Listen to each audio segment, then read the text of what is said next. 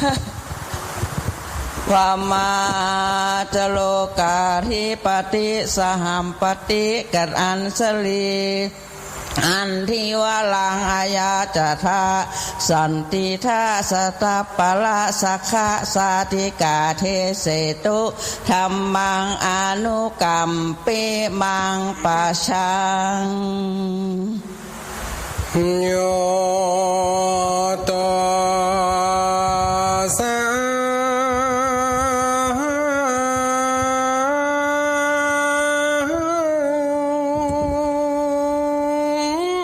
ขอยกมือยังไว้สารูปิมปาติเอียงตอมโอ้ข้า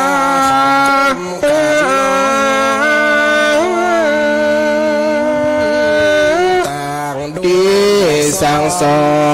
นโหดสัตว์ในยาลุ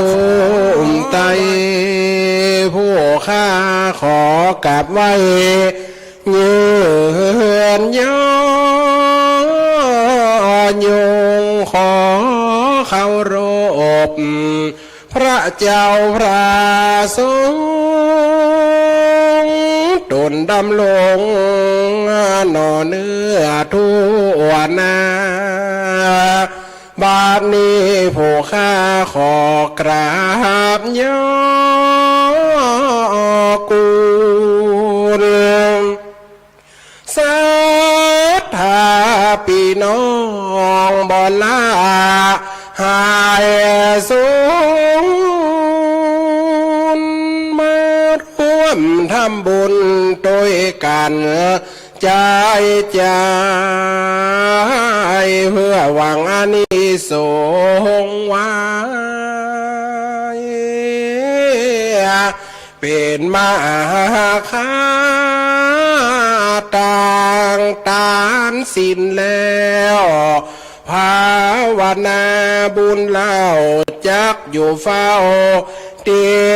ตามภาวนาปุ่งวางใจโครบทวนละเป็นยอดบุญล้วนล้วนจากได้แผ่ส่วนน้ำไปขอตานแล้วสะอาดหมดสังภาธนาใดสมใจฝ่ายงามเกินยอดตานนี่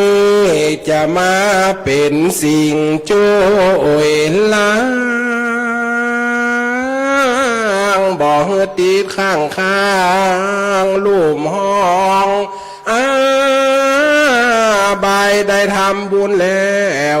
มีแต่ความสุขใจสมมโนนาเตียงตองไปสู่แห่งห้องเจือนิพพานใจแลนา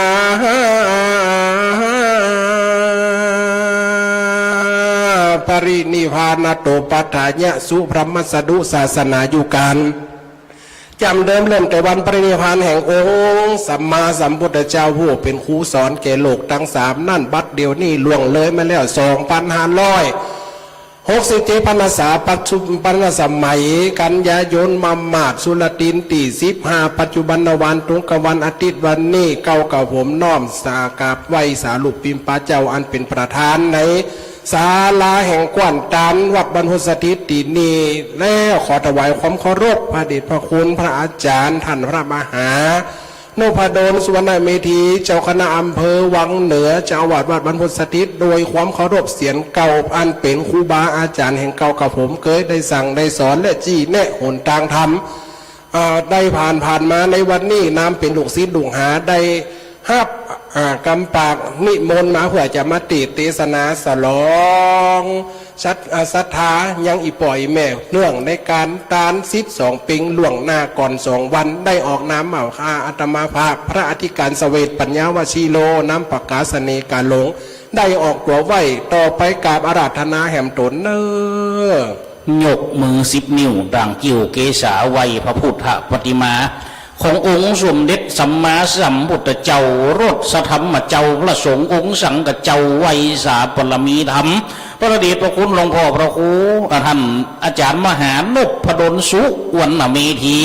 เจ้าคณะอำเภอวังเหนือเจ้าอาวาสอารามมาธิปติฉลีวัดบรรพตสลทิศฐานตัดที่นี่พร้อมด้วยกับท่านอาจารย์มหาสมชาติและพร้อมด้วยครูบาอาจารย์สังฆเจ้าจุโตนจุวรองค์ขน้อยขอไวยสาจากนั้นขอเจริญสุขเจริญสีเจริญมีเจริญไหวเจริญจิตเจริญใจเจริญไปยังศรัทธาบรรดาพ่อแม่พี่น้องสาธุชนคนชาวพุทธอันนั่งไว้อยู่นี่ก็งอกก็แงกกูคูกูคนเนอ กังแงกก่อน ก็ตามสมัยของปืนลูกมันนี่ไว้นี่ถึงนั่นไว้ที่ฟังธรรมดูเจ้าเนี่ย ครับ นี่บนห้องอ่ะแฟนฟันปลอมนี่หลุดนี่นะ ว่าเท่ว่า ฟันเทม ปฏิปันเต็มปากกับนี้แล้วตัวพี่ ฮะ ปฏิปันเต็มปากกับนี้อยู่แล้ว โอ้มันจะติ๋มของแต่หรอ อาจารย์ผมว่าใหญ่ต้นค้าดิบ่มหันหน้ามาทันด้านในฝนน่ะทันเกี้ยวกีดิ ก็นั่นนะกะกิ้งยังหากันละหลายเที่ยวแล้วนะถ้ามันได้หันกันกระซิมม่วนนี่ ครับวันนี้เตะในน้ำสองธรรมาดมาตัวเกณฑ์เนาะ ครับ ครับก่อนจะเตะทำเหมืองแบบเตียวแบบทำเหมืองเขาต้องเข้ามาสู่รายการเนี่ยก่อนต้องมีหัวม้วน ครับ กลางม้วน ครับ แล้วก็ใต้ม้วน ครับ ครับวันนี้พระอาจารย์มหาสมชาติเป็นผู้ติดต่อประสานงานไปกับจริง ๆ กับทีมงานเดียวกันมาทุกปีเนาะเพราะว่าบาเดือนนี้คืน106.50 เมกะเฮิรตซ์ ครับ แล้วก็ส่งลิงก์สัญญาณไปถึงคลื่นสีขาวเพื่อชาวประชา โอ้ ทั่วภาคเหนือบาเดือนนี้นะ ว่า ทายออกหมดหลายตีหลายตังก็ลิงก์สัญญาณไปทักทายอีป่วยอีแม่ตั้งบ้านไปเนอะ ปัตตไปไก่เนาะนี่เนาะ วันนี้ไปไก่วันนี้นะ วันนี้ผมว่า ครับ ออกบ้านมาถ้าจะจับย้ มันจะได้จับย้ ำผมมานั่งนี่ปุ๊บคันมือคันไส้หยับ ำห้าม ถ้าจะได้กำตัง ข้าวซ่านี่กัน ครับ ขัวให้อีโรคนเก่าไว้อะ เมื่อกี้ว่าในเงินเอาไปซื้ออาหารป่าไปกำใส่บ้งวงขั้นเจ๋งนะ ไหน สุดกำไรฮัน โอ้คุ้มค่าดิเนอะเพื่ออาหารป่าวัดบรรพตเอานี่ เจอครับ เปิดเขียนที่อันถุงละ10 บาทนี่ ว่าไปเลย โอ้แต่กันได้ถุงเพ่นี่ เด้อ ถุงเสียวแล้วตั้งไหนไม่เห็นไม่เห็นตัวอีถุงน้อยๆนั่น เอาอาจารย์ฟอร์มมันเนี่ยเนาะเปิดถุง10 บาทถุงหมอกำปั้นเนี่ยอันตีนั่นต้มมันได้แบ่งขายกัน กำหัวเป็นถุงย้อนหันก็เขียนว่าถุง10 บาทเนี่ยกะ ไปเอาต้นไปทองลงน้ำมด เมียกะติวมือโอ้ห้องมาหมดอะกะ มันนึกอยากไปเลยท่านกีดันทุกคนเนี่ยนะครับทุกปีวันนี้อีพ่ออีแม่เปิ้นมาทำบุญเนื่องในงานอย่างก็ว่าอาจารย์เปิ้นกำหนดกฎเกณฑ์มาแล้ว วันนี้เขามาก่อนนะความจริงนี่ ค่ะมาก่อนการก็ แต่ความจริงก็ถูกต้องอ่ะเพราะบนป่วยมาถ้าว่าทำยังมาป่วยมามีศีลแล้วบนอ่ะ กะ ครับ ปล่อยไฟ โอ้กับเป็ดตัวผีนะกะ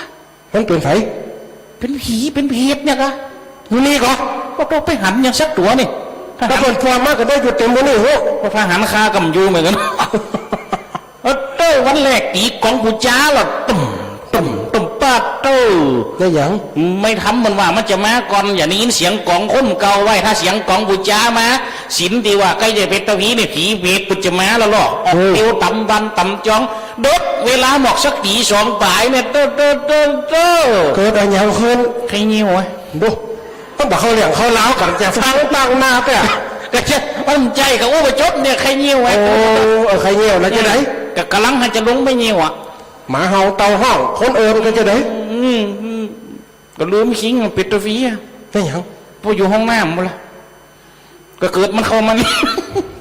ก็เกิดมาข้างออกห้องน้ำไปยี่หรอ มันเข้าวัดมายี่หรอไปปะเสกันกลางตั้งอย่างเงี้ยจะได้เขากำจังได้กับขัดใจเปิดไฟมันกูหลอดต่อห้องส้วมก็อยู่ปุ่นละไอ้โป้เตวดามป้อง มันจะได้ เขาก็นึกว่าไม่หยังอ่ะเต้อ ปากแก่ ได้ยินเต็ม2 หูเลย อันมันเป็นจะได้เป็นเฟผีนี่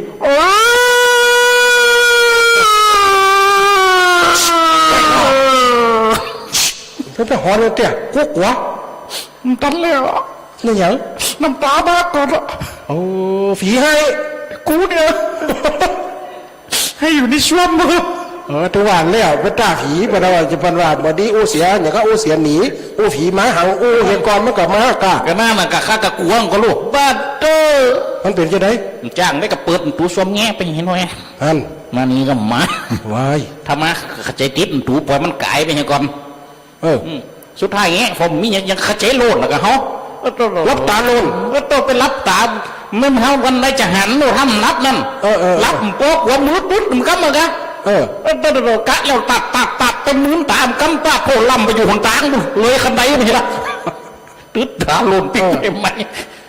คนหัวเป็นเหตุ นั่นนะ ข้าเป็นว่าปล่อยผีปล่อยเพศตะกี้พระอาจารย์โอ้กำว่าเปรตตาผีหรือว่าเปรตเนี่ย ครับ โอ้จริงๆเท่าไหร่ในธรรมบทในนิการเฮาเฮียนมาตุปีมีกว่า16ประเภทแบ่งแยก16ประเภทเห็นนะทรมานทรกรรม ครับ โลกอันติได้กินก็ได้อันติได้กินได้ตานกรรมได้หับส่วนบุญกุศล มี บางทีลูกหลานตานไปเฮือแล้วมาได้หับก็มีเพราะว่าอย่างวิบากกรรมมาตึกไว้ มันมีหลายประเภทแบ่งไปตามเว้นตามกรรมของเปิ้นแห่งกรรมนะ เพราะว่าตอนเป็นคนมนุษย์รวมได้สร้างบุญไว้ลูก เนี่ย เปิดเฮือไปทำบุญตามกรรมไปเปิดเฮือไปหักษาศีลกรรมไป แม่น่ะ ไปภาวนากรรมไปเหมือนกับธนาคารเนี่ยอีปล่อยแม่เฮาไปฝากไว้กับเป็นของไผ มันก็เป็นของเฮาเนี่ยก็เฮาฝากหรอ แล้วถ้าเฮาเคยฝากเลยจะไปถอนเนาะเดี๋ยวนี้ผมจะมาถอนตังค์นางธนาคารวันนี้ธนาคารเปิดเหรอ เปิดค่ะ เปิดบริการ บริการทุกส่วนค่ะ วันนี้ลุงจะมาถอนตังค์ กี่บาทคะ ถอนปัญหา ชื่อลุงอะไรคะเอาบัตรประจำตัวมาด้วยค่ะ ลุงคำปี บัญชีธนาคารค่ะ บัญชีธนาคารอยู่นี่อันนี้ใจก็หา อะไรคะไหนดูหน่อย อัน ค่ะ นี้ใบอย่างขาวๆเนี่ย อ๋อเฮ้ยทำไมแขกดำล่ะคะ มันเป็นบัตรยังอ่ะ บัตรศพค่ะ โอ้ยพ่อกับพ่ออันนี้เห็นชั้นนี่เหมือนกันนี่ อะไรคะ จกมือเห็นมันนี่ อันนั้นไม่ใช่ค่ะ อันนี้เป็นอย่าง นี่พูดหวย เป็นตำรวจเนี่ยอันใดกำใจเพราะวัดตัวมันเคยฝากลูกมันเคยได้ขึ้นธนาคารมันเคย ข ฝาก อง ลูก ฝากเราจะไปถอน มันจะไปมีหืออย่าง นั่น บุญทำเราจะไปขอเอามันจะไปได้อย่าง นั่น นี่ ครับ หวังกับไหวหวังลูกหลานตันเต้าทำบุญหืนวันไก่มันใจได้สักกี่เปอร์เซ็นต์ ก็ตัวมันเพี้ยวหนกลางไว้ก่อนถึงมันจะเอามาโหตัวปีจะเอาหนกลางติ่งไหนไปหับ แน่น นี่ตัวมันเติมน้ำมันรถแล้วตัวจะขับรถได้ก่อน อืม มีรถลำมีหนกลางไปได้ก่อน ได้ นี่ อืม ความลำบากอยู่ที่ไฟตัวเองอัตราของตัวเพราะว่าตัวมันเคยได้คิดได้สร้างวางแผนไว้ แม่น แล้วประดับเตรียมตัวก่อนตาย อืม นี่ห้ามได้เตรียมตัวก่อนตายเราจะไปจะได้ แม่น นี่ โอ้มันโอ้เรื่องหลายๆอย่างเรื่องเตรียมตัวก่อนตายตัวเป็นคนเขาตายแล้วไปไหนเนาะอย่างหลวงพ่อพุทธทาสเปิดกระเขียนหนังสือไปเนาะนี่ ชีวิตหลังความตายเนี่ยนี่อันอย่างที่จะเป็นปัจจัยส่งเขาไปได้ผลบุญต่ออันที่จะไปได้ โอ้กะกำเมืองเขานี่ตึงสั่งสอนมากูสิงกูยังไงน้องเกิดว่าจะเป็นในธรรมกะ ครับ เป็นกรรมเวรตามที่เขาในยินกันนี่กะ ว่าจะ ถึง ได้ ฝากไว้ล่อ ครับ เป็นพระไทยเนี่ยคือเขาห่อเป็นสะเบียงต่อนำตางไอ้เราก็ต้องมาไว้ล่อมันก็กูสิงกูยังเนี่ยมันต้องมีอยู่ในหันมุดปุ่นพยายามสอนตลอดเวลาสมัยตะก่อนมันจะมีมือถือ มันมี มีทีวี ครับ มันก็วิทยุทีวีมือถือขลังมามีนี่กี่สมัยเพราะฉะนั้นเพื่อก็เลยการสืบสอนโดยบุคคะปาทะอูจ๋าคือฟังตามในยินตามงานต่างๆนะ เจนพ่อเจนแม่สอนมาอีกลาเฮ้ยอันนี้เข้าพรรษาตามจะอีเนอร์12 เป็งนี่ตามจะอีเนอร์ เจ้า แล้วก็ออกพรรษาเนี่ยจะอีเนอร์ปีใหม่ยันจีปีใหม่ดำหัวคนเฒ่าคนแก่เนอร์ ก็ต้นไม่เจ้าหอเอ็นเดี๋ยวได้กับแม่ ก็เอ็นด้วยไปกุ้งกินอย่างเดียวเมื่อไปกินเนี่ยไปอันเดียตามตัวเจ้า เป็นอย่างเจ้าฮือแม่กันฮือแม่หมด แกนเดียวน่ะนะ เจ้า โอ้กันล่าขันยังมาดีแต่ดีว่าฮักแม่พันอัน ใช่เจ้าขี้ข้านหอหลายหอเจ้า แล้วไม่เจ้าเอ็นดอกเหรอ เอาบอกไม่เขาใส่ อย่าข้าวหลามเจ้าเอาเหลียตัดเอาเจ้า แต่ประกบเป็นก้อนเป็นก้อนมันจะไปขี้ข้านการกินการตันล่าเหย สมัยเดียวนี่เช่นมีการอมเนื้อคนสิวกขึ้นนะ มันจะได้ด้วยเป เขาต้มต้องในห่อคนเดียว มีมด พวกใส่นี่มด โน ไปถึงวัดพัตเตอร์ไปเตะหัวเจ้าเดียวกันมัดมันไปซื้อกาดคุณ นั่น นี่ จะกินข้าวต้มกล้วย โตตีพอมีหันนี่มีกล้วย จะกินไส้ถั่ว กะเตพอก็มีไส้ถั่ว ไส้เค็ม ยังกันมัดเกิดพอรสชาติเดียวกันมัด ไส้มันแก้ว มีหันโตใส่มันเกี่ยวซ้ำให้ นี่ไง โอ้วางแผนจัดเน็ตเนอะ นี่ได้วางแผน โตลืมหยากก็ไม่เอา อืม มันนึกตะลื่นตะเลียกตะฟื้นก็ไม่เอานะลืมพื้นโลก อันนี้คือการประดับเตรียมตัวก่อนตาย ครับ เกิดมาแล้วพ่อนี่บักเคยเห็นเลยเขาวัดทำบุญเป็นจนเขาวัดแต่ตัวเขาไปวัดบ่บัดเดียววัดเปิ่นฟังรายการ ตั้งเขาไม่เรียกตั้งอย่างสักอย่างอะจัดการเรียบร้อย ว่าไปเลยตัวไปวัดไปว้าไปบอกกับตัวนี่มัน ไปไม่เรียกเราจะบอกไปไม่เรียกไม่อย่างนั้น กับพระ60แล้วได้กินวันเดียวคนทำอายเหมือนกัน อ๋อกับบ้านกะกินเนี่ยมันแค่มันไปเงินอย่างกักมันไม่เอาจะให้เขาไปทำบุญผมเอาไปกิน อุ้มเขาลวงเขาสารละอันทักรวมไปเหลือแหงฟังเนอะ เนี่ย ขึ้นวิทยุน้อยขึ้นสีขาวประกระเปิด ไหน เปิดฟังน้ำฟังธรรม เปียงผ่าน กัดตัง6หน่อยจะหน่อยวันเดือนตัวได้ตัวกับหมอก10หมอก20สันละ ไปได้คู่เดี๋ยวจะไปเสี่ยงหวัดในตัวไหน เสียงหยัง เต้ากาวันที่หนึ่งไปเสี่ยงไป2,000ตายกันนะ วันเดือนตัวได้แต่เหรอ 600แต่เสียง2 วัดปลายล้านนะตัวนี้เปิดแหลม จำจังเนี่ยจะได้ยิ้มมันเต็มหมดเนี่ย ยิ้มเอาเนี่ยเห็นจำเป็นต้องสร้างบุญสร้าง แม่นปุ่นไปสร้างนีสร้างศีลปุ่น เอาเนาะบางคนไม่ได้เหี้ยวางการหันใส่ซอยจะเต็มคอ เนี่ย ซอยตีให้คอตัวไม่ไหนเหี้ย จะมาขวายกูยัง ไปขออย่ากดเตี้ยหันใส่วันนี้มีไหน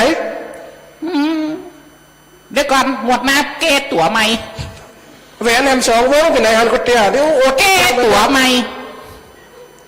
แก้ตัวใหม่ แม่น แหมงวดผ่านไปงวด2ผ่านไปงวด3ผ่านไปตัวมีไหนได้คืนหลักกา สักอย่าง ฮะ หายหมด หายหมดเนี่ยเปิดว่าเข้าวัดทำบุญเงินใดอันนี้สูงฝาก ว่า ให้ จะ จัด ทำ มา ตัวอู้ซื่อๆนะตัวทำบุญตัวหูเปลี่ยน เปิดทำบุญก็เอาตามเจตนาเนาะอย่างเขามีหลายเขาก็50ฟ่อง100ฟ่องถ้าตันเปิ่น นี่ตัวมาจ้างคิด ยังไง ถ้าเอามาคือเปิ่นต่อยอดนะเปิ่นจะเต้นตัว ถ้าให้ตัวมาต่อยอดแล้วตัวจะมาเต้นเปิ่น แม่น ตัว ถ้าตัวได้เฮือตุเจ้านะมันได้ต่อยอดสักอย่าง กอาจารย์มหาสมศักดิ์ประกาศตึง ต้นเอาไปนั่งความบุญมันจะได้สักอย่างมาเติมนี้ตัวเอ๋ย กระจ่วยเปิ่นพร้อมจะได้ท่วมนะเจียงไฮ้ได้2 รอบ 3 รอบนะ มาเป็นอย่างช่วยปนนี้ตัวเอ๋ยนั่นบ้านไก่เชียงหายเป็นก่อนตัวหญิงได้กินกับเขาถ้าตัวไปหอมตุเจ้านะถ้าตัวเฮือเปิดนี่ ตัวเราไปคิดสลามบดีอย่างมัน ถ้าเปิ้นถูกแซ่เปิ้นเต้นแน่นอน แต่ตัวจะยืมแต่เฮ้อ อันตัวได้เดียน600ตะเปิ้นอย่า ต่อด้วยกันนะกะเอาเซลด้วยกัน เอาเฮียมดนั่นดีกะ โอ้เปิดก็กินจ้างแล้วตัวมันจะจ้างนี่ปลากับตัวแล้วเปิดก็เก็บไว้กะ เอาเปิ้นจะเอาไปกินแล้วดิ ตัวไม่ยัง ไปลงทุนก่อน โอ้หายเซฟแบบกับไปลงทุนนี่ นี่บนห้องว่าอันมาจ้างทำหรอก มาจ้างทำบะคิดสุดท้ายไปช่วยอย่าซักอย่างบรรลุอย่าซักอย่างเหตุเพราะว่าการพันนั้นขันต่อเปิดถึงว่าวันนี้ป้าแห่งความสิบหายลูก นี่ห้ามจะว่าได้ขางแล้วได้ล้อผลหนักหยอดเหมือนกันนะจะจดเอาเหล็ก นั่นเรานึกว่าแล้ว มันผูกซิมโฮกันลูก นั่นวันนี้15ลูก มันหูมีเลื้งนะท่านน่ะกับวัดมันนะ ที่ไหน โป่ง แน่เนาะไอ้กันนั่นหนาลูกเนี่ยกะมันผูกวันนี้15แล้วลูกลูกไม่ย้ายบัวไข่บัวเต็มปากกากระดาษปากกาละ ดูไม่ว่าให้เปิ่นก็เลยเปิ่นไปจดยังเปิ่นฟีบไป เนี่ยตัวเองการกินการตันผู้วางใจไว้เชื่อไว้ว่าศรัทธามีจริง ครับ เชื่อไว้ว่าทำบุญแล้วจะได้บุญ ครับมันเป็นผลละบุญต่อหรอกมันเจว่ากาจัดมันเจว่ากามาอูกับปัจจุบันนี่นะเรื่องนี้เกิดขึ้นกับปุ่นเหตุการณ์ที่พระเจ้าพิมพิสารที่พระอาจารย์บรรลุไปตะกี้นั่น วันนี้ก็อนุโมทนากับกันเตะ2กันโยมแม่บัวคำครับสีหมดเก่าก็บัวเย็นแม่บัวเย็นสีหมดเก่าบันว่าอนุโมทนาให้แม่เด้อนะบันว่านะโทรมาตะคืนครับอีแม่เป็นคนจัดวันนี้บ้านอีแม่มีข้าวสลากอีแม่บัได้ไปนะครับเนี่ยต้นตัวมาแต่ใจมาใจมากับปัจใจมาแม่นะ นี่ ดูมาเป็นซ่านี่โอ้ย้อนไปถึงพระเจ้าพิมพิสารครับแต่กี้พระอาจารย์ก็โอ้นะอีพ่ออีแม่ก็ได้ฟังเลยนู้ว่าผีเพศมาว่าอย่างก็นะขนาดพระเจ้าพิมพิสารในราตรีในราตรีนั่นพระเจ้าพิมพิสารนอนรับอยู่พังบรรทมอยู่ในหอปราสาทลาดสว่างขนาดตีรับกันอยู่กับขนเหี่ยฟองพระเจ้าพิมพิสารรับ โดยสีภรรยาหรือพระมเหสีจีว่านางมัลลิกาเขาปล่อยทิ้งจะมารับแต่รับหวานรับเลิกตัวเองได้จะฝันดีมั้งจ๊ะเนาะเช็ดปากเช็ดคออย่างมันอย่างมันเลยเขา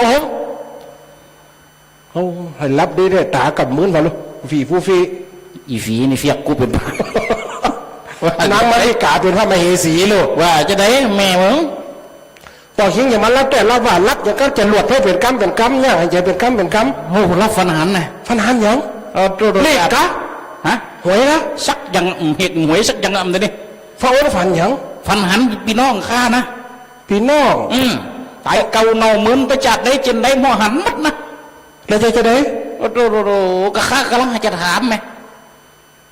มันมาบอกอย่างนี้มันบอกเลขแน่นอน โอ้ก็บอกยังบอกได้สี่คำมันนะ บอกว่าจะได้ นี่บนว่านี่ตุสะนะโสนี่ตุนี่ ตู้ อยู่วัดหลวงกับตู้ มั่นใจมันคนละอันกัน บอกตัวเอี้ยตุนี่ ซะ ชะ นะ นะ สู บอกสี่ค ผู้เป็นพระสวามีถ้าว่าเหตุสันนี่แล้ว ำจะให้ไปถามผู้โลหิตเขากระคุ้มเข้าใจจะไปถามไฟกระตุ้มโหไปเข้าเฝ้าองค์พระศาสดาเด้อแจ้งเจ้าไปล่ะ ไปละ กำลังหากุมกับ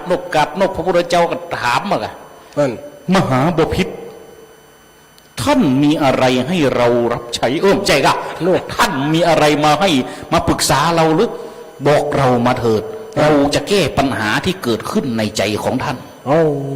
พระองค์เอ๋ย ว่าอย่างไร ข้าได้พระสัทธาองค์สัมมาบัตรเดียวนี้ทูลเก้ากระหม่อมเกิดความสงสัยในคำฝัน ฝันว่ายังไง ฝันว่ามีปีนอกเนี่ยให้มาหาเต็มบ้านเต็มเมืองราชวังเต็มแพทย์พระองค์เอ๋ยว่าอยู่สี่กำถามอย่างกำบอกว่าตุสะนะโสอยู่ฮะนะว่าพี่น้องให้เป็นห้าดูพระองค์พระพุทธเจ้าไม่ไหวจันว่าสี่กำเป็นสี่โสนี่เป็นสามห้าสี่สามมันว่าโมแต่โมเล่นน่ะเป็นว่าสี่กำตุสานะโสนั่นมันเป็นคาถาแล้วก็เลยจะเป็นติมาแห่งธรรมชื่อว่าเปตตะผีอีบ่อยแม่จะได้สดับละฟังแบบกำปี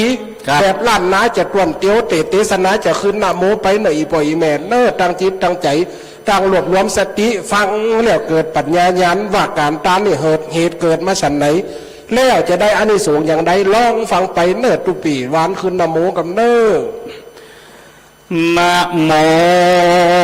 ตัสสะภะคะวะโตอะระหะโตสัมมาสัมพุทธัสสะนะโมตัสสะภะคะวะโตอะระหะโตสัมมาสัมพุทธัสสะนะโมตัสสะภะคะวะโตอะระหะโตสัมมาสัมพุทธัสสะเอกัสสะเมสามาญิพังกาวาโกลาสังงาโกสรันเทวิหารันโตมันริกายานามาภริยิงาเกนาปิมปิสาราลาเจนาปูจิตุติยังมีในสามญากาละขับหนึ่งฟังมาอันพระพุทธาติไว้โปรดสัตว์ลุ่มไตพันนาทาวีก็ยังมิงพญาตุนหนึ่งเหล่ามากุมเก่าน้อมกาบอันจักสัตว์แห่งเสียงตั้งลายมีมาไขบอกไว้พิมพิสารตันไทยกาสัตตาราติญาอันยังมีในราตรีก่อนผู้ขานอนพักผ่อนในห้องปล่อยได้ยินเสียงกองดังมาเป็นกำจ่าเก่าไว้ในแขวนใหญ่โลโกโซเป็นเสียงเหมือนคนลำให้มันกลัวมันก่าวใดสีกามโต สานาโสนำกำก่อนนาพัดเปลี่ยนว่าหลายตีองค์พระมีเจตพุ่งฟงสะดุงลุกตื่นเหมือนบ่อจืนจากฟ้า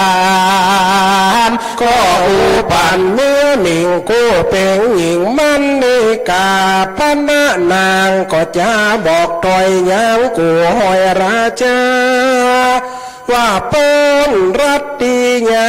เจงลุงหอมุ่งไปหาเฝ้าฟ้าศาสตร์ดายอดซอยให้โหที่ถอยแห่งเสียงนั้นจะปาโตโดยประการสันนี้เมื่อแจงขุยควายมาพระราชาพิมพิสารก็ไปสู่วิหารที่ต่างอานเป็นตีย่างเชตวันก็ไปทูลปันถามเหตุได้สังเกตแห่งเสียงโสดสำเนียงโบราณต่อพระวิบาลตีไว้แล้วก็ได้หู้หมายอันว่าเสียงในราตรีนั้นได้ยินที่สั้นละโหว่าตุสานะโสติลัดนับเป็นเสียงสังจาภาควานว่าพุทธาติวายก็หูได้ดังไม่ทรงเงียมไขข้าอุบเกี่ยวโดยบ่แล้วกำไปว่าโสราชา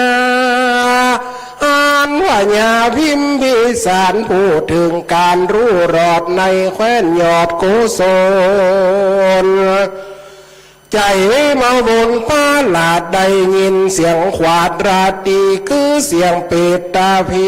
ลองรำลูกเมืองต่ำโพดมาคือญาติกาเหล่าญาติ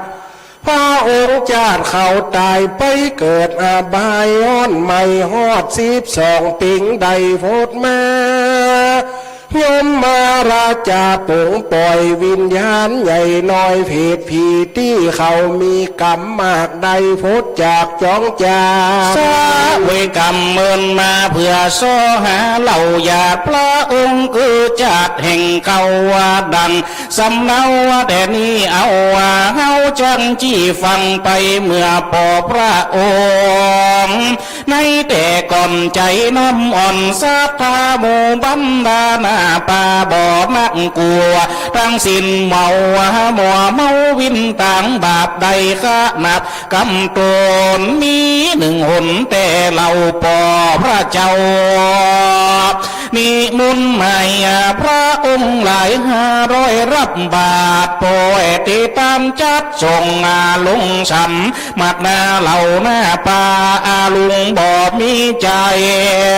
กุ้งกำแก้มเต่าว่าเล่นไปกินปิ่นมุนทิมติดถอยเมื่อพอพระองค์สั่งถอยจากดาสั่งนางสั่งนางนาสาวใส่ปรุงอาหารใดเตรียมตุนเข้าปากันยัดโยมาเก่าอูสังกันได้ตักน้ำกินก่อนใจ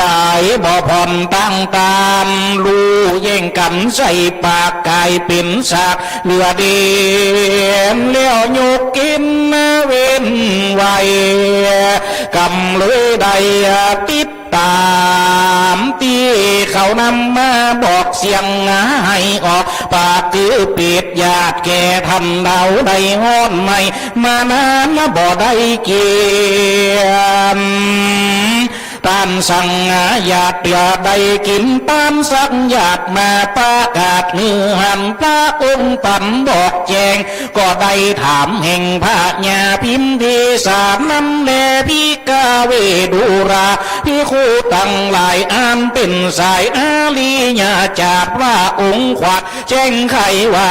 12ปีเมื่อได้ดึงหอดปิดตั้งหลายขอดกัง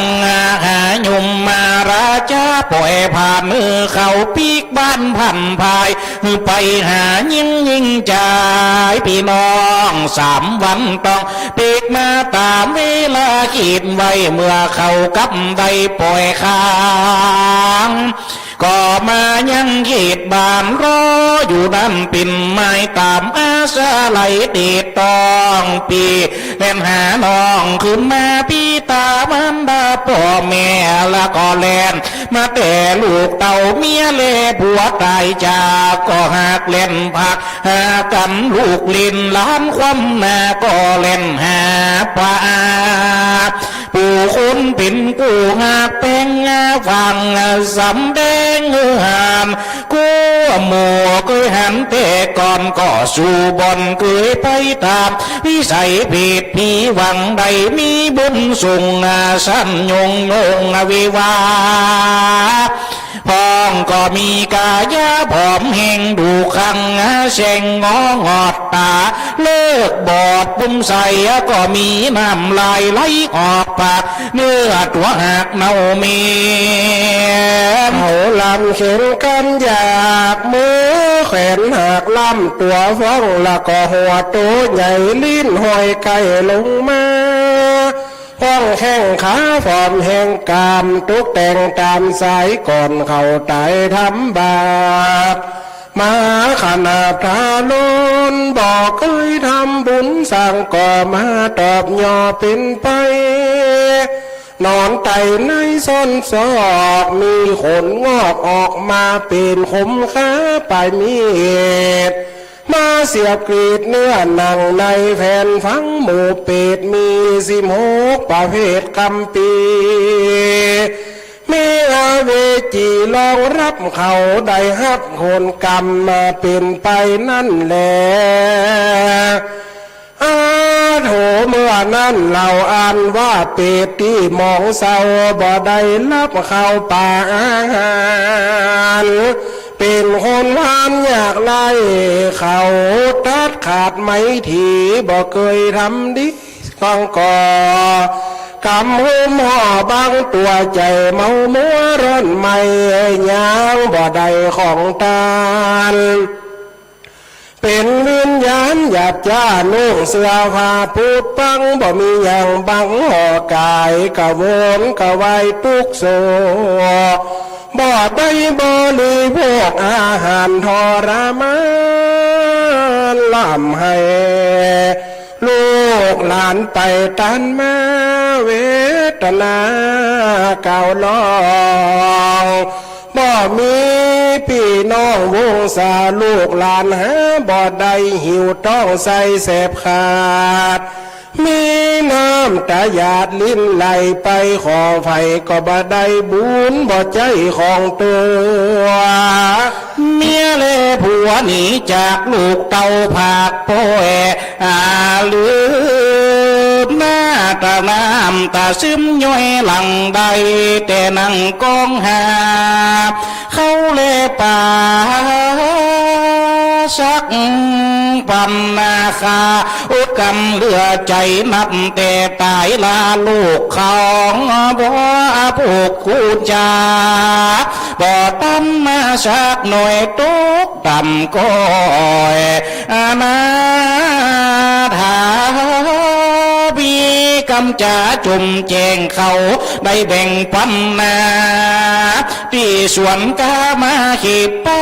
ถึงขีดชิบหายเขาจุ่มไปรำถอยป้าโยดน้อยบ่มีได้ปีนดีสั่งต่อก็ยังบ่ต่อต้านมาลำเวลายำคำมันจุ่มสามพระพายเสือของได้ปังเปล่าบ่มีเหล่าบุญคุณบ่กำจุนตัวคาเสือเสียผากะมองสีได้เป็นผีไรอย่าเตือวิญญาณอาจชีพหายเพศผีตายกาวโมลูกเต่าของมันครบ3 วันเมียนจอดหนีบ่ลอดตั้งใดกันยมมาพี่บันไปตีเขียนนาแช่น้ำเสียมบุกลงห่วงจงดงเปี่ยวอ่อนบ่มีใบผ่อนพันเวียนแห่งกาม ปีหอด12เป็งจอดถ้าไปก็จะมีใจแหมมาข้านานมา ได้ไปเหมือนล้ำบ่ได้เกิดกายกะวุ่นกะวายเป็นผีเพศกามีไหนอยู่นะลูกข้าหลานข้าวิบากนำพาตุงน้ำหยาดไม้ตันเข้าแข่งเก่งจ้อนบ่ปันยืนค่าสาคน12เป็งแล้วหัวห้องสากลข้ามาเมืองบนหวังหับคันเข้าพ่อแม่เปิดตาหาลูกเต้าวางได้รับเอาบุญกรรม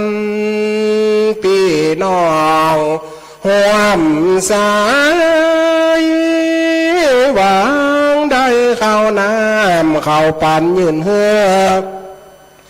ตานมาตายายปู่ย่าเขาก็กองหา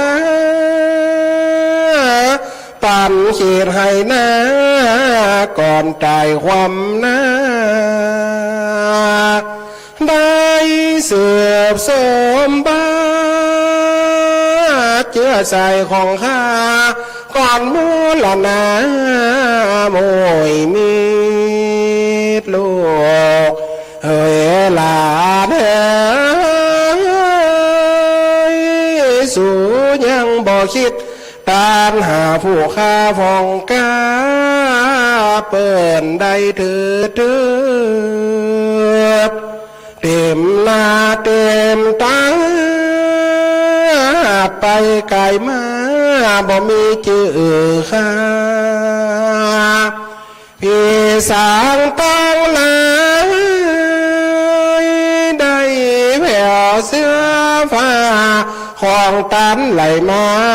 โอดเอาข้านางกองอยู่นี่แต่เจ้ารอเอาขันเข้าบ่มีสั่งเวจีนลำโมเพศโมพีลูกหลานเต็มที่บ่เกิดตานเขาเลยตกจากข้างให้อืดวิตตีนวิตมือเป่าว่าพี่สั่งต่างหลายหาไปคนสาพ้องกินสองหน้าเตี้ยวไปผีตัวได้กินหน้าเจือนจุ่มใจตัวเลือน้ำลายลมขอเต่าอันอีเหนียวเหลือเกินยืนพอบ่มันเวลาจะตานกาดแก้วต้องเหียเห็มตีนเปิ้นกินควางแล้วเป็นตองข้าวต้มสาขายเก็บมากาดตื่นเลี้ยงหิวหายกลายเป็นเม็ดทรายกินไปบ่ได้หมอใจของตัวเลยได้กายให้แสนสุข ดวงหายเจนลำโสลาเจ้าอันว่าผาญาพิมพิสารหูอาการแห่งปิดอันว่าตู้คือกิเลสแห่งการห่วงทรัพย์สินเขาในองค์สินว่าตีมาตู้ชีวิตมาชีวิตมหาญิสังโมนาทาสมายมาเสียพิสมานิสุโภคสุติปังนาคาหาอัตตามาโรติดังนี้สังกาวเจียสาวกเชื่อว่าอ่อนดุกหน้าลูกทุกหมื่นปีปิดแล่ผีเตี้ยวไตบาลีใบบอกหมายดิสิว่าสาสามสานิโพธิปุณณานิสัมปะโสนาริญิปัญจมานานังกาทาตาตัวนันโตบิงาภริสติติต่อดำริงาต่อดำริแนงนาคือบ่มีวาระการหยุดลดโดดมีแต่ความโหดทารุณบ่มีแต่บุญช่วยได้นาทีอัตโตกุตโตอัตตันโนนันโตปฏิสันติตันทาหิปากตังปะปังมะตุยหันจะมา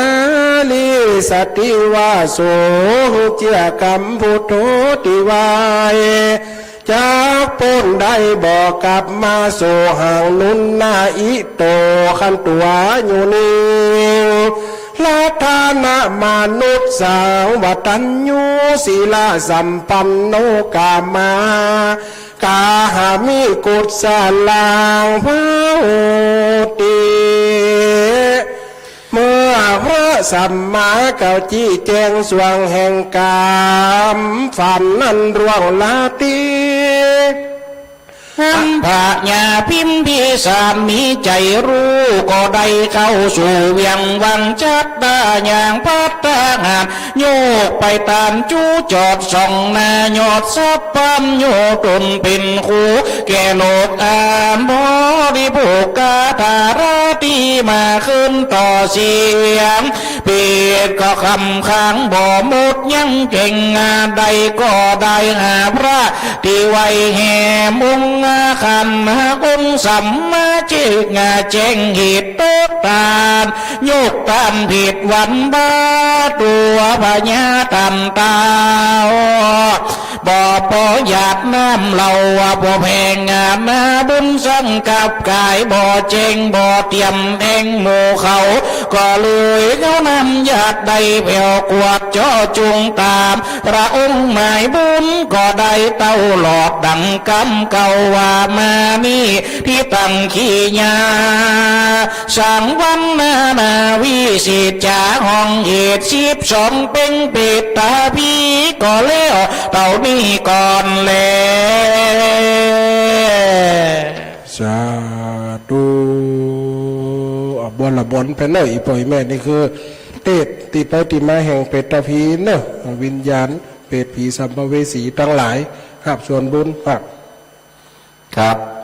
อันนี้ทำจบลงตรงนี้บัดเดี๋ยวนี้นะก็เป็นวาระเพราะว่าเขาจะทำมันถึง3อย่างแล้วหรอตามบุญกิริยาวัตถุหรอศีลภาวนา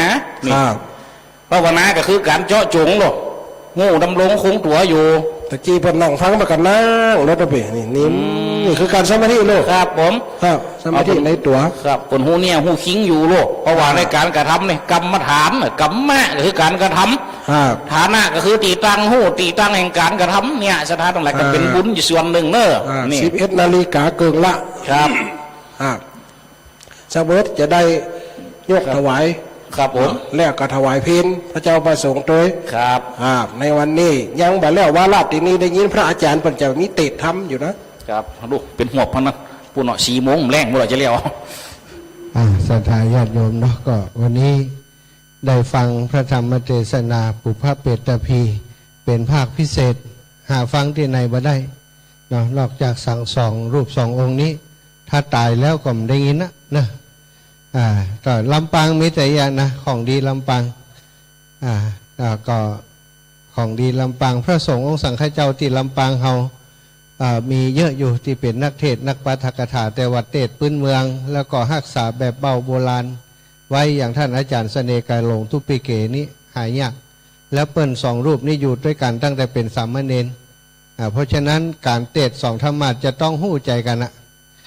หมอนี่ส่งกรรมนี่ไปเปิ้นจะอู้เรื่องอย่างเนี้ยเปิ้นจะเข้าใจเปิ้นจะหู้กันก็หายากเนาะสื่อว่าวันนี้ศรัทธาญาติโยมได้มีโอกาสมาฟังธรรมที่หาฟังได้ยากจากครูบาอาจารย์สองรูปสององค์ได้ทั้งอัดทั้งธรรมได้เรื่องของการอนุรักษ์รักษา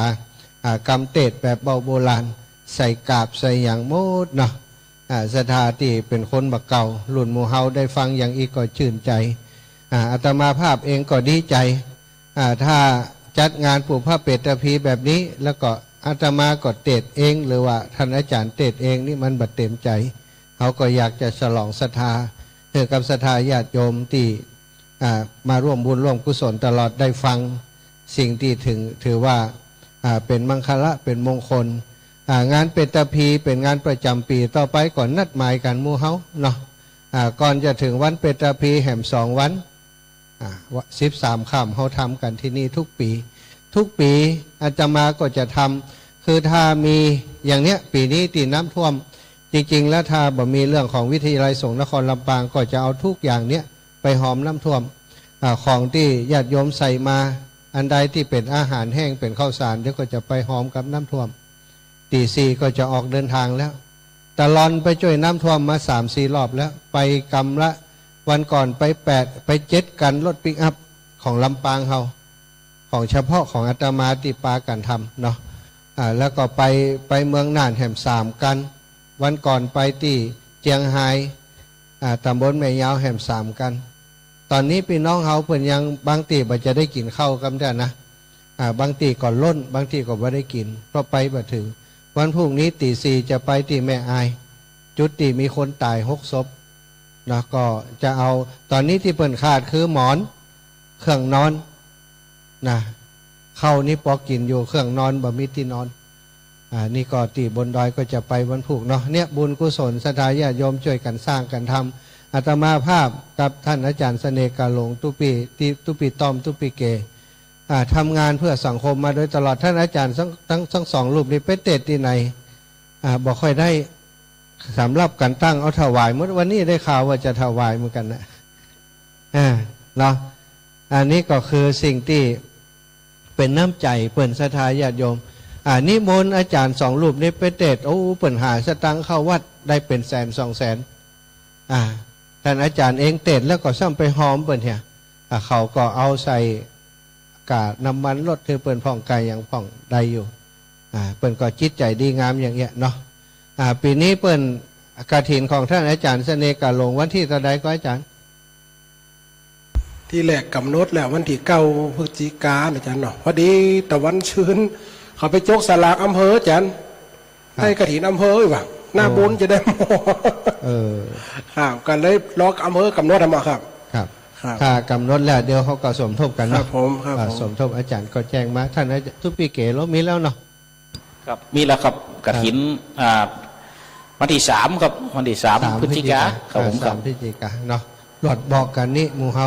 ถึง2 รูปเนี่ยมีงานอาตมาส่วนมากจะบัตรทิ้งครูบาอาจารย์ถ้ามันตรงกันแต่ก็จะไปแล้วก็ของวัดบรรพตสถิตวันที่8เนาะ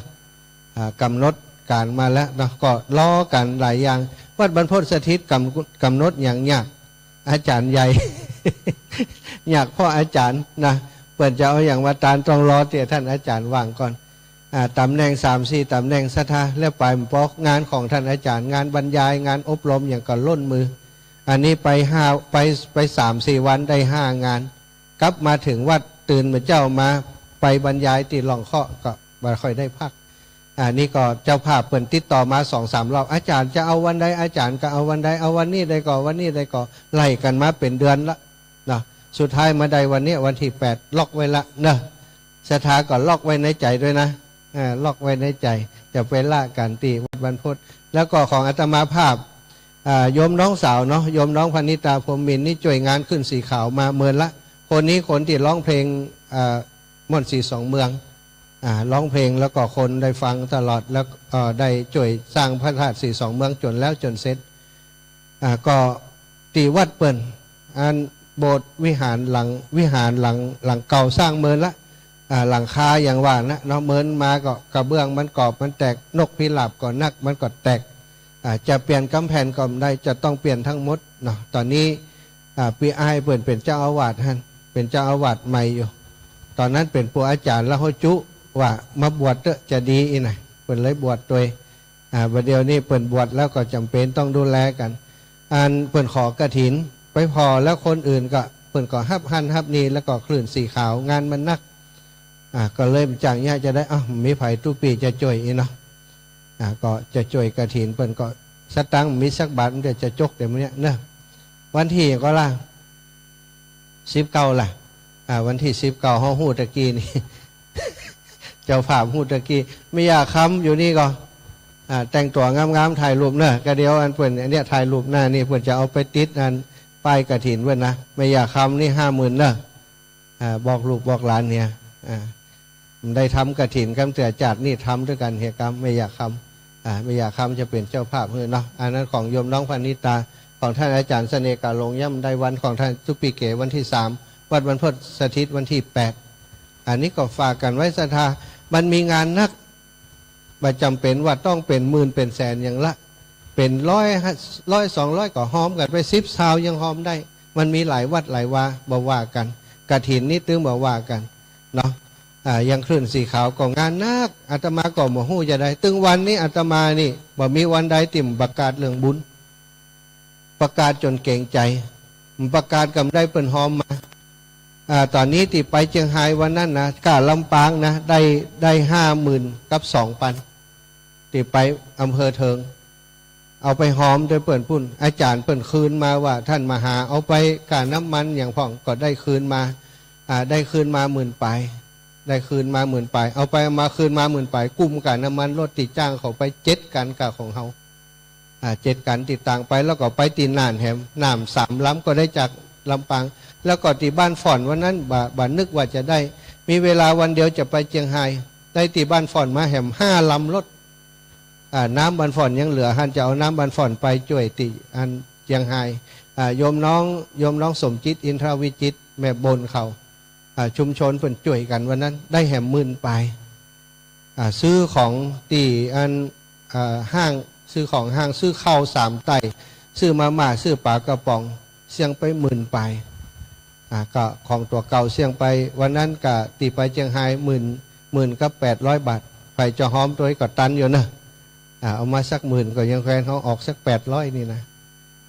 อันนี้ก็คือสตังที่ปล่อยแม่ตีไปไหนก็จะนี่ส่วนตัวเนื้ออาจารย์นี่ส่วนตัวเนื้ออาจารย์นี่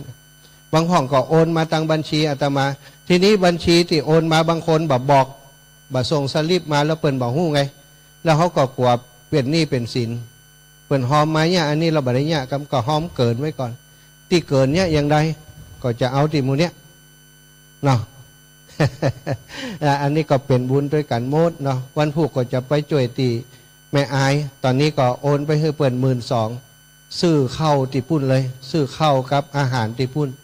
ข้าวกับอาหารสดเปิ่นต้องการเพราะเอาไปปรุงอาหารกับหมอนกับเสื่อกับผ้าตีเปิ่นจะนอนเนาะตีหมู่บ้านตีตายเนี่ยนะก็ได้สตังได้ปัจจัยจากโยมป่อโยมแม่ตีหอมอาตมาทุกงานไปปะที่ไหนก็หอมเอาใส่ยามเพื่อเอาถวายก็ไปต่อบุญแหมเนาะนี่ก็ทำเพื่อบุญกุศลทั้งนั้นอันนี้อาจารย์ก็เอาสักบาทนะอาจารย์ใหญ่เอาเข้ามาได้เอาไว้วัดเลยจะเอาถวายกับอันวิทยาลัยสงฆ์นครลำปางเนาะแล้วก็ท่านอาจารย์2 ลูกก็เป็นสมาชิกที่ร่วมทำงานกันอยู่อันนี้ก็เป็นสิ่งที่ศรัทธาญาติโยมทั้งหลายเขาเป็นครอบครัวไม่ใช่ว่าแค่เป็นปออกศรัทธาที่ทั่วไปอาตมาถือว่าอีปอยแม่คือครอบครัวของอาตมามีการมีงานมีกินมีตานอย่างนี้ถ้าท่านมีการมีงานก็บอกอาจารย์บอกพระอาจารย์บอกค่อยได้ไปไหนอีปอยแม่ก็ต้องเข้าใจอย่างเงี้ยอาตมาก็เป็นตัวแทนเปิ้นอยู่ด้วยกันถึงวันเมื่อเติมบอกค่อยได้ตักกันนะเพราะอย่างอาตมาก็ไปอาจารย์ก็ไปเจ้า ไปพอติเฟซปุ่นอาจารย์ไปไหนเขาไปไหนอาจารย์ก็จะหู้อย่างนั้น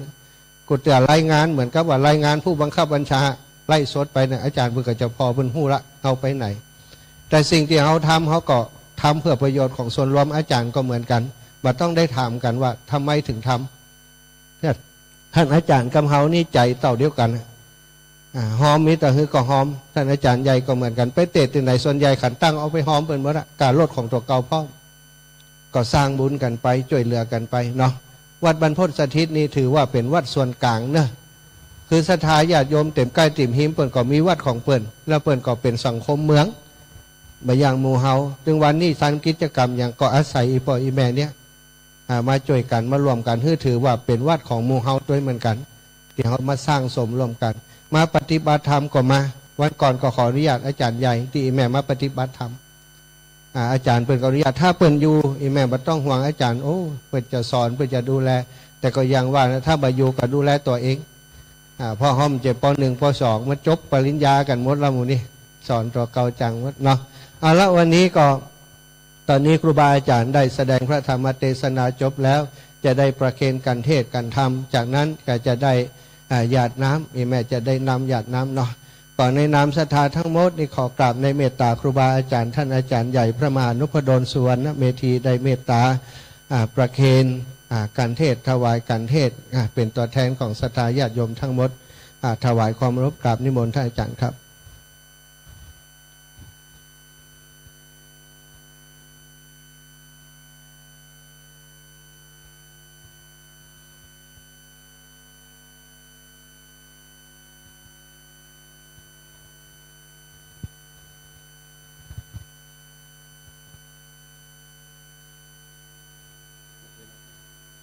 เวลา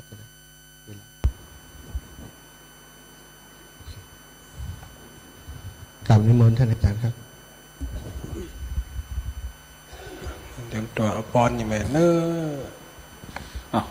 ปอดมือยะถาวาลิวังหาปุระปะลิปุเรนติสาคารังเยวะเมวะอิโตทินังเปตานังอุปกัปปติอิจิตังปฏิตังปุมหังคิปัมมิวะสัมมิจันตุสัพเพปุเรนตุสังกัปปะจันโทปนรโสยะถามณิโจติละโสยะถาติโยวิวาจันโตสัพพโลกวินาสันตุมาเตภวะวันตารายโยสุขี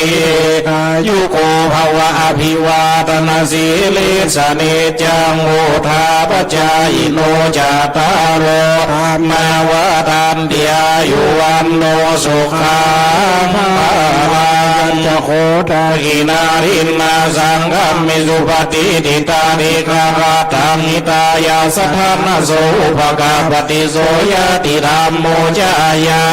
สิโตเบตานาโภชาจกตาหุลาลาภลัมจะวิโคณมโนปรินังตุเมปุญญังปสุตังอนัมปการเตตาธาปมังคลังลาคันตุสาภเทวตาสาภพุทธานุภาเวนัสธาโสทีภวันตุเตตุสาภมังคลังลาคันตุสาภเทวตาสาภธรรมานุภาเวนัสธาโสทีภวันตุเตภวตุสามังคลังลาคันตุสาภเทวตาสาภสังฆาโนภาเวนัสธาโสทีภวันตุเต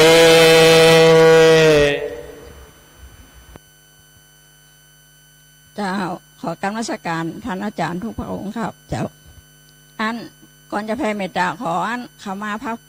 พระเจ้าพระราชตากไตก่อนนะเจ้าวันทามีพุทธังสัพพะเมโทสังฆามาธาเมพันเตข้าแด่พระองค์ผู้เจริญข้าพระเจ้าขอกราบไหว้พระพุทธเจ้าเพียรขอขมาโทษทั้งปวงขอพระองค์ทรงประทานอภัยโทษแก่ข้าพระเจ้าโดยเถิด วันธามิธรรมังสัพพะเมโทสังฆมาธาเมพันเตข้าแด่พระธรรมอันเจริญข้าพระเจ้าขอกราบไหว้พระธรรมเพียรขอขมาโทษทั้งปวงขอพระธรรมจงให้อภัยโทษแก่ข้าพระเจ้าโดยเถิดวันธามิสังฆังสัพพะเมโทสังฆมาธาเมพันเตข้าแด่พระสงฆ์ผู้เจริญข้าพระเจ้าขอกราบไหว้พระสงฆ์เพียรขอขมาโทษทั้งปวงขอพระสงฆ์จงให้อภัยโทษแก่ข้าพเจ้าโดยเถิดวันธามิอาลาเมภาทาเสมายะโพธิโรคังเจติยังสัพพะเมโทสังฆมาธาเมพันเตข้าแด่ปุษนิยสถานอันเจริญข้าพระเจ้าขอกราบไหว้พระทาเสมาต้นโพเพิกและพระเจดีย์อันมีอยู่ในอารามเพียรขอขมาโทษทั้งปวงขอปุษนิยสถานจงให้อภัยโทษแก่ข้าพเจ้าโดยเถิดวันธามิโคปัสสายาอาจจะเลียโคนางสัพพะเมโทสังฆมาธาเมพันเตข้าแด่ท่านผู้เจริญข้าพระเจ้าขอกราบไหว้ผู้ปาสาอาจารย์ผู้มีพระคุณเพียรขอขมาโทษทั้งปวงขอท่านจงให้อภัยโทษแก่ข้าพเจ้าโดยเถิดวันธามิมาตาปิตุโคนางสัพพะเมโทสังฆมาธาเมพันเตข้าแด่ท่านผู้เจริญข้าพระเจ้าขอกราบไหว้คุณมารดาบิดาผู้มีพระคุณเพียรขอขมาโทษทั้งปวงขอท่านจงให้อภัยโทษแก่ข้าพเจ้าด้วยเถิดวันธามิพันเตภควาโลกานาทังอาติตังเมโทสังอนาคตังเมโทสังปัจจุปันนังเมโทสังฆมาธาเมพันเตข้าแด่พระผู้มีพระภาคเจ้าผู้ทรงพระเจริญข้าพระเจ้าขอกราบไหว้พระองค์ผู้ทรงเป็นที่พึ่งของชาวโลกเพียรขอขมาโทษทางที่เป็นอดีตอนาคตและปัจจุบันขอพระองค์ทรงประทานอภัยโทษแก่ข้าพเจ้าโดยเถิดสาธุสาธุสาธุอนุโมทามิข้าพระเจ้าขออนุโมทนายังกินเจกุศลังกัมมังอันว่าความกิริยาเพื่อกุศลอันหนึ่งอันใดอันข้าพระเจ้าตั้งละไอ้ใด ได้ทำแล้วโดยกายและวาจาใจก็ดีกิริยานานซึ่งเป็นเหตุเธอได้ถึงสุขติในดาวดึงสวรรค์อ่านข้าพระเจ้าตั้งละไอ้ได้ทำแล้วขอสัตว์ตั้งละไอ้ที่มีสัญญาและหาสัญญาบ่ได้ขอจงได้หาประสวนบุที่ข้าพระเจ้าฮือแล้วบรรดาสัตว์ทั้งหลายเราหนึ่งเราได้ที่ยังบ่ส่วนบุญที่ข้าพระเจ้าทำแล้วนานขอเทวดาเจ้าตั้งละช่วยนำไปแจงแก่สัตว์ทั้งหลายเหล่านานว่าบุคคลชื่อโนนทำบุญอย่างนี้ได้ฮือส่วนบุญแก่ท่านทั้งหลายเพราะความคิดของข้าพระเจ้าตั้งละขอสัตว์ทั้งหลายในโลกนี้และโลกหน้าขอจงได้หาส่วนบุญที่ข้าพระเจ้าทั้งหลายนั้นและเธออิมินาปุญญากรรมเมนาโดยเตจาภาลาบุญอันผู้ข้า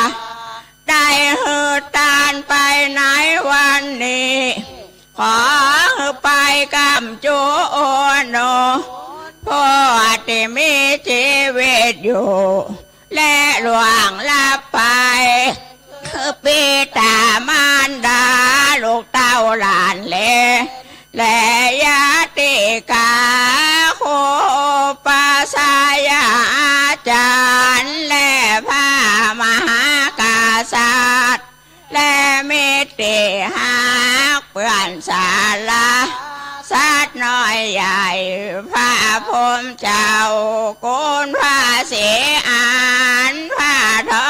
รณีและนางพระคงคาและพระยายมมาลาและนายลิยาบาลตั้งเต้าจัตุโลกาบาลสิริขุตาอามาตั้งจัตุมหาราชิกาเบื้องบนจนถึงที่สุดผมลงมาเบื้องต่ำตั้งแต่จีขึ้นถึงมนุษย์โลกโดยรอบสุดขอบจักรวาลแม่นตาจักรวาลแม่นท่านทั้งหลายได้ถูกขอพ้นจากทุกข์ท่านทั้งหลายได้สุขขอสุขยิ่งขึ้นไปโดยเดชะพาลาบุอันผู้ข้าได้อุทิศไปในวันนี้ขอเป็นปัจจัยแก่พระนิพพานในอนาคตกาลอันจากมาไปนานนั่นและเธอสเปสัตตาสัตว์ตั้งหลายตั้งมวลเวลาหนตุเป็นผู้บ่มีเวรเจอพยาปัญจหนตุเป็นผู้บ่เบียดเบียนกันเจอ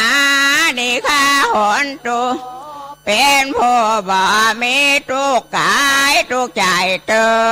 สุขีอัตตานางปาลิหารันตุผู้มีสุขรักษาตนเจอสัพเพสัตตาสัตว์ตั้งหลายตั้งมวลตุข้าปะมุนจันตุจงพ้นจากทุกข์เถิดสัพเพสัตตาสัตว์ตั้งหลายตั้งมวลมาลาทาสัมปติโตวิคาสันตุ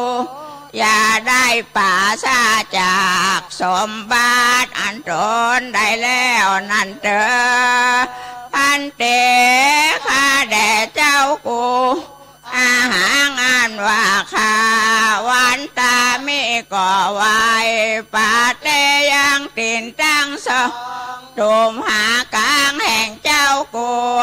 ตุมเหอันว่าเจ้ากูข้าละท่าจงโอชาปังอาปาลาทางยังสาปาโตต่างมวานไม่แก่ข้า